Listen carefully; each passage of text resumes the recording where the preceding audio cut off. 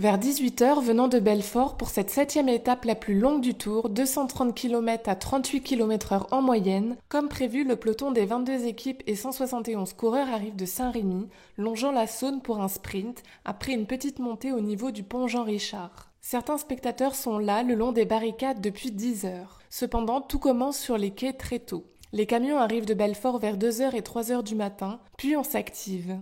Vers 7h30, beaucoup de choses sont déjà en place. Plein de fils partout, des barricades avec le nom des sponsors majeurs que l'on installe, la ligne d'arrivée que l'on monte. À 8h, un petit débriefing des organisateurs de la sécurité en présence du maire de Châlons, Gilles Platret. Avant de reprendre le travail sous une chaleur montante, petit casse-croûte offert par la ville avec bien sûr du Bourgogne. Puis par magie, vers 11h30 depuis Belfort, des millions de spectateurs sur France Télévisions et ailleurs dans 190 pays vont suivre en continu ou par intermittence toute la course. La magie s'appelle tout simplement Orange, l'opérateur de télécommunications bien connu. Orange sur le Tour de France, c'est des moyens gigantesques.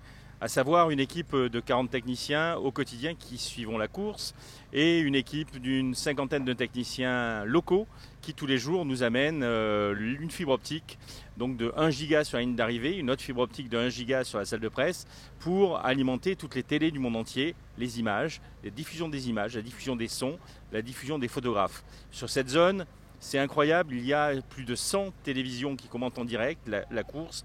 Vous avez 71 chaînes de radio qui commentent également en direct la course et vous avez 47 agences photo. Côté salle de presse, au Parc des Expositions, donc on est fiers d'avoir équipé le Parc des Expos, d'avoir fibré ce Parc des Expos qui n'était pas fibré avant notre passage. Et donc 450 journalistes de la presse écrite du monde entier vont diffuser leurs textes, leurs papiers dans le monde entier pour le bouclage des journaux avant 23 heures. Alors les coureurs en général partent entre 200 et 300 km du lieu d'arrivée. Donc ils sont suivis par un dispositif en course avec 5 motos de caméraman et 2 hélicos qui filment la course.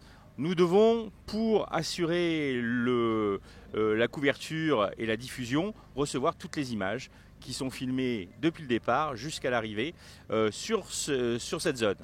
Donc pour cela, il y a un avion qui est équipé avec des paraboles sous ses ailes. On a fixé des paraboles sous ses ailes qui va récupérer les images des motos et des hélicos et les sons aussi de la course. Et qui nous les renvoie sur la grue qui monte à 60 mètres de haut, qui est en arrière de cette zone-là et qui va récupérer sur des paraboles, qui va récupérer toutes ces images et ces sons vers les cars de régie où les réalisateurs vont choisir, est-ce qu'ils vont choisir la moto 1, la moto 2, la moto 5 ou l'hélico 1 et donc ils vont faire le film de la course. Et ensuite, nous avons des fibres qui allons retransmettre dans les télés du monde entier pour diffusion au niveau de chaque spectateur. Alors, on est avant France Télévisions au niveau de l'acheminement des images des motos et des hélicos et on est après pour la diffusion en régie finale et à l'antenne chez France Télévisions. Il y a 2 signaux. Il y a un signal qui est réalisé par France Télévisions pour les spectateurs français, mais vous avez toutes les images des motos et des hélicos qui sont repris dans les cars régie. C'est pour ça qu'il y a 120 cars de réalisation à l'arrière de la course qui sont repris par les cars régie pour une réalisation propre. À savoir que si vous êtes aux États-Unis, vous ne verrez pas les mêmes images que les images qui sont réalisées par France Télévisions, puisqu'il y a un réalisateur différent qui va mettre des interviews des coureurs américains ou qui va choisir plutôt un hélico, une moto, que ne choisira pas le réalisateur de France Télévisions. Donc c'est une multiplicité de réalisateurs et de réalisations différentes. Au quotidien, ici à Châlons, on a tiré pour mailler cette zone 15 km de fibres. Nous avons une problématique, c'est qu'en fonction de la configuration des villes arrivées, c'est pour ça qu'on fait des repérages en amont, un an avant en amont, on ne sait jamais quelle télé va se positionner à quel endroit. C'est-à-dire que la télé italienne, par exemple la RAI, va se trouver en fond de ligne ou va se trouver en bord de Saône. Je ne sais pas le matin, quand on arrive à 6h du matin, on ne sait pas où ils sont positionnés en fonction de leur arrivée dans la nuit. Donc on doit réinventer. Il y a 500 lignes à tirer sur cette zone-là. Imaginez un village qui déménage la nuit, les 500 foyers déménagent et le matin nous avons moins de 2 heures pour réinventer une architecture réseau et relier à nouveau les foyers à Internet. C'est une sorte de toile d'araignée qu'on tisse au quotidien et qu'on démonte le soir à 22 heures puisque la télé australienne SBS, la dernière diffusion se fait vers 22h le soir. Chez Orange, on fonctionne avec deux équipes en tiroir, donc j'ai deux équipes en tiroir. Une équipe qui là va faire le transfert, qui assurait la planche des belles filles hier et qui fait le transfert jusqu'à Saint-Étienne pour câbler la salle de presse à l'intérieur du stade Geoffroy Guichard. Et une équipe qui assure à la fois la salle de presse et à la fois la ligne d'arrivée ici à Châlons. Moi je fais avec un de mes adjoints toutes les étapes, à la fois parce que je suis le lien entre Amaury Sport Organisation, la direction du Tour de France et la course, et je suis aussi le lien avec les journalistes, entre Orange et les journalistes. Donc ma présence est indispensable. J'ai suivi une évolution qui est effarante. Je ne connais pas un autre domaine que ce domaine des télécommunications qui ait subi cette transformation. À la fois une transformation technologique, parce que les équipements, parce que on parle de télé 4K, on parle de TV 8K, et il y a des expérimentations en 16K. Donc imaginez l'évolution au niveau des tuyaux, des débits. Mais une autre évolution, ça a été les journalistes. J'ai connu une époque où le journaliste, vous aviez le rédacteur qui rédigeait ses petits articles, vous aviez le photographe de presse. Ici, ils émettaient dans les années 2000, ils envoyaient à leur rédaction une dizaine de photos maximum. Maintenant, l'agence France Presse, par exemple, en envoie 600 par jour. Ce n'est plus le même nombre d'images, ce ne sont plus les mêmes tuyaux. Et pourquoi dis-je les journalistes, vous nous avez transformé la vie, c'est que vous êtes multicarte. À la fois un journaliste et rédacteur, filme, a un blog, a un site et a besoin d'avoir du contenu.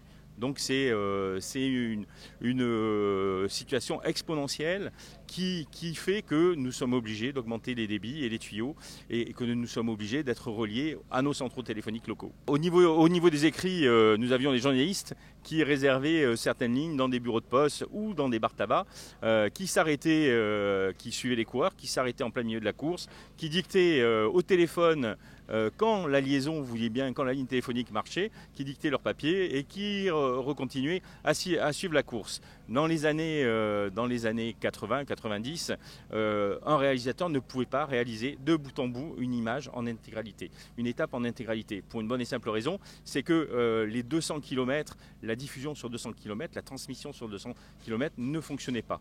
C'est pour ça que ce qui a révolutionné, c'est le numérique et le digital. Ce qui a révolutionné, ce sont les satellites.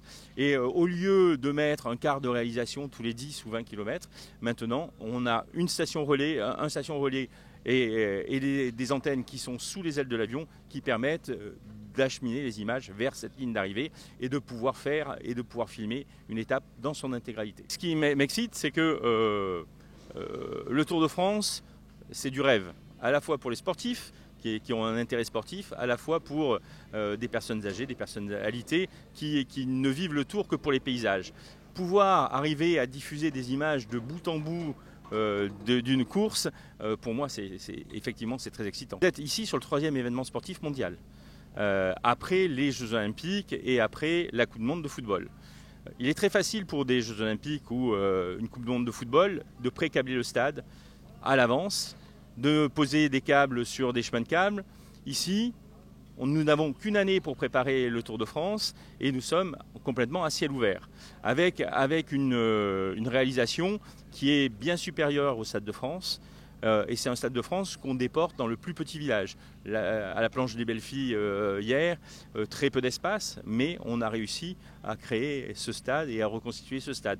Donc il n'existe pas d'événement au monde où on puisse transposer comme ça un événement de cette ampleur, que ce soit dans le plus petit village ou que ce soit sur les Champs-Élysées, puisque la dernière étape étant sur les Champs-Élysées, ça sera le même dispositif qui est déployé aujourd'hui à Châlons et qui sera fonctionnel sur les Champs-Élysées. Il n'y avait pas la fibre au parc des expositions. Donc maintenant, le parc des expositions de Châlons devient fibré et va pouvoir accueillir des événements mondiaux au niveau Internet ou au niveau grande manifestation. Donc ça c'est une de mes fiertés d'avoir amené cette fibre au niveau du parc des expositions. Quand nous n'avons pas de fibre disponible, nous créons un réseau spécifique pour alimenter, où nous posons des faisceaux hertziens, notamment en montagne, de grandes paraboles entre la vallée et le sommet. Alors ça dépend au niveau des montagnes, soit ce sont des stations, et nous laissons notre réseau pérenne soit par exemple comme l'Izoard ou le Galibier, nous sommes dans des zones Natura 2000 où nous sommes obligés de redéposer nos câbles et nous faisons de l'éphémère et du temporaire. Il faut savoir également que nous mettons des réseaux mobiles 3G, 4G supplémentaires. Donc cette année, on a 32 relais mobiles temporaires où nous upgradons des relais existants, où nous créons des relais existants pour la population. Ça veut dire que la relation Tour de France, collectivité locale, est une relation gagnante-gagnante et nous profitons du Tour de France pour basculer des relais de 3G en 4G ou pour créer de nouveaux relais. Donc c'est aussi une fierté d'amener de la qualité au niveau mobile ou de la qualité au niveau fibre dans les communes traversées. Orange accompagne le Tour de France depuis plus de 20 ans à travers le déploiement d'un dispositif technologique exceptionnel et spécifique à cette compétition. Tout commence dès 5 h du matin au village départ. Les équipes Orange, après une nuit de transfert depuis l'étape précédente, câblent les 120 véhicules de la zone technique. Orange installe également un système de vidéosurveillance pour la sécurité de tous et met en place un camion et des antennes qui assurent la couverture Wi-Fi du village pour profiter d'un réseau de 20 mégabits par seconde et desservir les besoins des médias.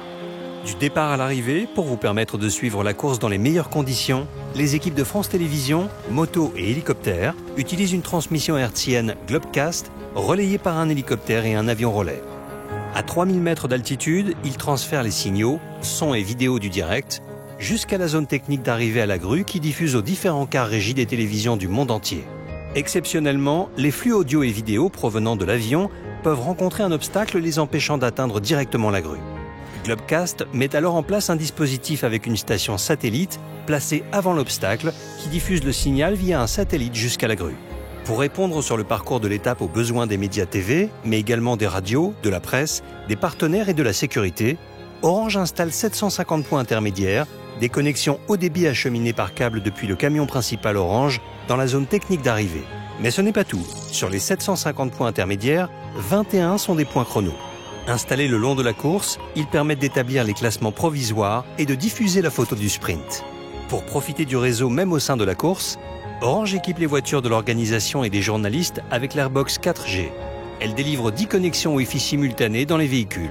Et parce que vous êtes des milliers au bord des routes à encourager les coureurs, Orange déploie des antennes mobiles pour améliorer la couverture 3G+ et 4G sur les zones stratégiques de l'étape pour vous permettre de partager ce moment avec vos amis. Enfin, lorsque les coureurs en finissent et franchissent la ligne d'arrivée, devant les tribunes commentateurs équipées en Wi-Fi, Orange continue à fournir des liaisons pour les 17 plateaux TV en direct et assurer la visioconférence en haute définition avec la salle de presse. Salle de presse où les 500 journalistes de la presse écrite vont s'affairer à rédiger leurs articles avant le bouclage des journaux du soir et les membres de l'organisation à régler les derniers détails de l'étape du lendemain. La journée terminée, le dispositif est démonté et les équipes d'Orange partent vers l'étape suivante. Pendant plus de 3 semaines, c'est un défi technologique et humain qu'Orange, à l'image des chiffres suivants, réalise quotidiennement sur le Tour de France. 12, c'est le nombre de tonnes de matériel transporté par Orange. C'est comme emporter 2 éléphants adultes sur chaque étape. 40 techniciens sont mobilisés autour de la course, de jour comme de nuit. 100, c'est le nombre de kilomètres de fibre optique déployés pour le Tour, soit la distance Paris-Orléans. 972 en jour, c'est le temps de connexion en course pendant le Tour, soit l'équivalent de plus de 2 ans et demi. Chaque jour, 18 km sont parcourus à pied par chacun des 40 techniciens Orange, et ceci durant les 21 étapes, soit un total de 15 120 km. Les équipes Orange auront donc parcouru à pied l'équivalent de plus de 4 Tours de France et demi. Vivez toutes les émotions du Tour avec Orange. Alors ça fait 8 ans réellement qu'on peut retransmettre des étapes comme ça en direct intégral. Nous déployons également sur le Tour de France des équipements de vidéosurveillance pour la sécurité du Tour de France. Nous faisons de la visioconférence, nous filmons le vainqueur de l'étape et le maillot jaune à la fin de la journée pour diffusion en salle de presse. Nous faisons de la traduction simultanée pour que les journalistes puissent, dans différentes langues, avoir la traduction et écouter aussi Radio Tour, les coulisses du Tour, tout ça en Wi-Fi. Donc nous avons d'autres activités et le Tour de France pour Orange est un laboratoire de tests et de recherche. Donc nous améliorons à la fois la technique, à la fois les process et à la fois la sécurisation donc des données, de la data et des données mobiles. Sur une Coupe du Monde féminine, vous aviez un quart de réalisation. Là, vous en avez 120. pour vous donner déjà le ratio. Là, c'est 21 étapes, 21 jours non-stop. C'est un cirque qu'on doit déplacer le matin à 4 h, il n'y avait rien. Ce soir à 22 h, il n'y aura plus rien.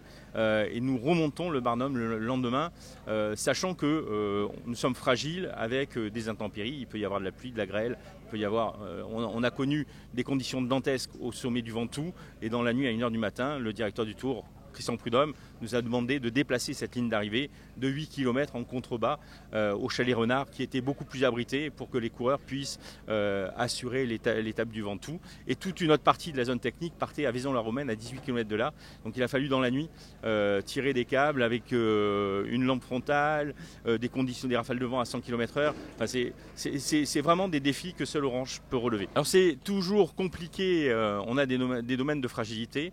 Sur les 21 étapes, cette année, on avait 6 étapes qui étaient complexes, à savoir bien sûr les étapes belges, puisque nous ne sommes pas chez nous. Nous avions la planche des Belles-Filles hier et Épernay, puisqu'il y avait 2 zones techniques.